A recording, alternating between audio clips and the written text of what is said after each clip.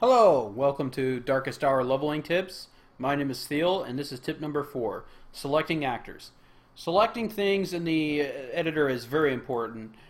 It is basically the fundamentals of editing, and you got to know what you have selected and how to select different types of actors and things.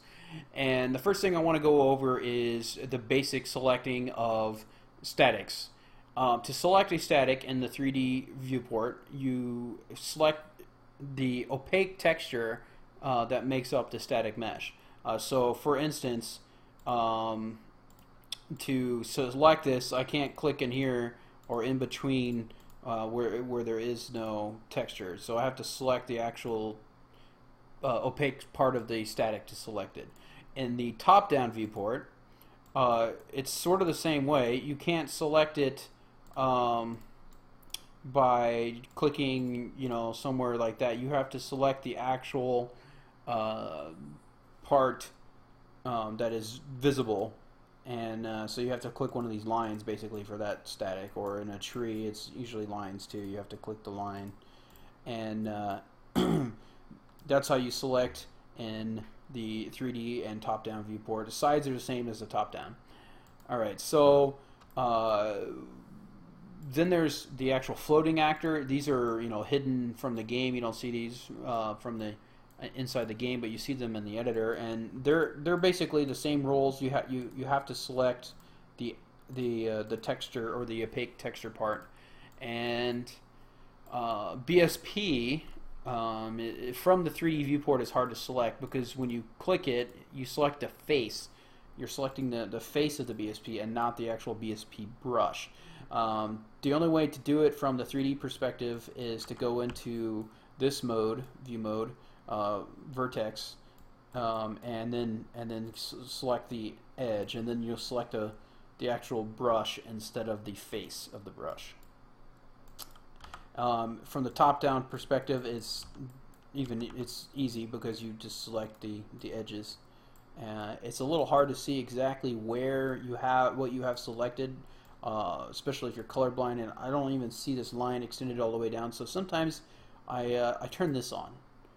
This button right here, it will show large vertices, and so I can see the vertices in the viewport and know exactly what I have selected, or it's easier at least. And that's it for selecting BSP. Now you also can select multiple things. So let's say I want to select this area right here. I mean, you can select a car, then you hold control and you click another actor or static or anything, and then you can select both the car and the rubble pile or this telephone pole or the flag, and then it's important. So it's important to know what you have selected. So let's say I had something like way over here selected in addition to these, and I didn't know it. I should only, let's say I only want these 4 things selected. Well, you want to bring up the properties with F4, and now you'll see the properties, and it says I have 5 things selected. I'm like, well, that's not good. I don't know what I have selected here. Well, obviously it's right here, but let's just say I didn't know what it was. I could reselect them like that, and then now I have 4 and I know what I have selected, and then I can move them however I saw fit. Selecting BSP is sort of the same way. Let's go in the top-down viewport, and you can select different BSP by holding control, and you can see that I have different BSP selected. There's also something called band selecting. Band selecting only works in the top-down or 2D viewports, but you can hold Control and Alt, and then left click, and then you band select, just like a RTS game or something, and you band select over actors, and then let go, and it will select all the actors in that selection. So I selected 16 there. Now, usually it tells you what kind of actor you have selected. For here, like for example, it says projector. If I select another projector, it will still say projector 2 selected. if I select a different type, an emitter, it will show the highest parent class that the actors share. So for example, the highest parent class here is actually actor, and it says 3 selected. Let me show you an example of a different parent class. So here we have a role, and these roles are all different classes, right? So we got the FJ Rifleman, the 2 FJ Riflemans apparently, Sniper and Gunner, and Squad Leader. Well, if I hold Control and select a different one, it will say DH Role Info, and that's the highest parent type, parent class that these roles share. If I want, you can just band select these, and you select all of them. Selecting things, there's other types of selecting things. Let's say you want to select, the thing I probably use the most is selecting all of a certain static mesh. So for example, I've added all this grass, but I want to change the static now, or whatever. You can just select on the one of them and right click on it somewhere. It has to be like on it, just like you were to select it, and then you go to select, and then now you have lots of different options here. You have select all static mesh, so that would just select all the static mesh in the entire level. All actors and matching zone. So if you have set up zones with portals and stuff like that, you'll select all the actors in that zone. I never use that. Matching static meshes, that's what we want. That's what I want to show you. You can also do all actors. You can also do none. And then you can do different things here, which I will go over in another video. But for instance, I'm going to do matching static meshes. And now I've selected every single one of these static meshes all over the world.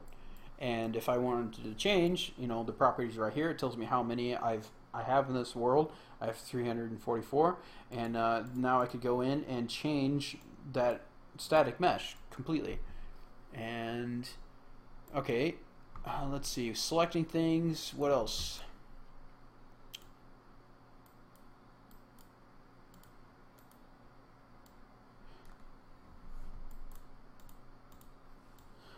Okay, so when you're working and you have play mode on, or you've used play mode and you're working with emitters, you can easily and accidentally select emitters by, because like I could click that and I'm actually selecting the emitter, like for, the emitter's in the way of, say, this grass pile. Say I want to try to select the grass pile, well, I'm going to click it right there, but I'm going to get the emitter and not the grass pile. So one thing you can do is just zoom in really close to it, and then make sure you have it. The other thing you should do is turn off emitters. So bring up groups, and then you go to, let me turn that off. You find the emitters group and you uncheck it, and then it hides all the emitters. If the emitters group doesn't exist, you'll have to select one emitter. See, I got emitter selected. I right click, make sure I still have emitter 1 selected. Then I go to select and select all emitter. Now I have 60 emitters, and then I would go into the group, I would make a new group, and I would call it emitters, and then I would hit OK, and then now all those emitters are on a group. Ta-da! It's 2 groups of the same thing basically. I'm not going to save this level, so it's not a big deal. And let's see, what else challenges with selecting things. Sometimes you want to, say, select this fence, but the fence doesn't have all the same type of static mesh, right? But there's all this other stuff in the way. It's honestly a challenge. You literally have to go through, hold control, and click each one, wasting a lot of time. And that's why it can take a while, and knowing and being fast at clicking and selecting things is very important. And that's it. I think that's about as much knowledge I have about selecting things. I'm sure there's other things. There's some more complicated or advanced things where, let's say, you've been dealing with groups. So one of the things you can do with groups is you can actually, these two buttons here, you can select all actors in a group, and then you can also change the group. You can click a different group and then deselect what you have selected from another group. For instance, let's say you have a vegetation thing, right? And you want to get all vegetation except for a certain tree, or in this group, forest. So let's just assume this is all vegetation. I'm going to hit select actors in group. That looks like all vegetation. Okay, so now I want to get everything but the forests. So I'm going to click the forests, and then I'm going to hit deselect groups in this actor. Yeah, so I deselected the forests, so now I have everything but the forests. And that was actually a pretty good example. Here, obviously, some forest, not really a forest, but it's the same type of mesh or static mesh that's over here. So it's sort of a forest. And you can see that that's pretty useful if you are trying to select a certain type of certain groups of actors. Another thing you can do is actually, let's say I want to select all the grass, right? And even if it's different types of grass, is you can select different ones, right click, go to select matching static meshes, and it will actually select all the matching static meshes that you currently have selected. So you can see I've gotten most of the grass, but there's actually a few grass pieces I haven't got yet. So there's one. Let's go ahead and grab these as well.